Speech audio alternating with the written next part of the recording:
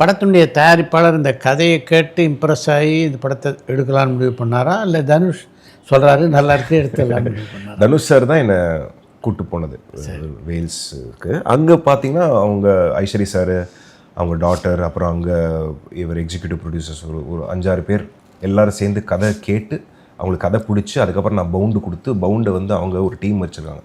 அதெல்லாம் படித்து பார்த்துட்டு அதை அந்த ஒரு கால்குலேட்டடாக தான் எடுத்த ஒரு டெசிஷன் தான்.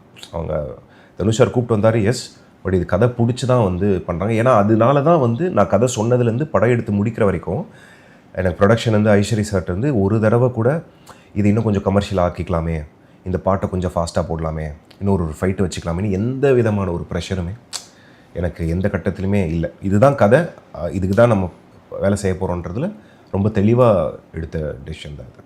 இந்த கதையை பொறுத்த வரைக்கும் தனுஷ் இதில் வந்து ரொம்ப பர்ஃபெக்டாக சூட் ஆவார் அப்படின்னு உங்களுக்கு தோணினதுக்கு முக்கியமான விஷயம் இது என்னன்னா சார், ஒரு இமேஜ் கான்ஷியஸ் இல்லாத ஒரு ஸ்டார்னு எனக்கு தோணும் சார் எப்பயுமே தனுஷ் சார் பொறுத்த மட்டும். ஏன்னா அவர் பண்ண படங்கள் நீங்கள் பார்த்தீங்கனாலே அவர் என்னதான் அவர் ஃபேன்ஸ் மேலே தான் அவருக்கு கவனம் இருக்குது, அந்த பேலன்ஸை ஸ்ட்ரைக் பண்ணணுன்ற ஒரு தேடல்லே தான் இருக்கார்.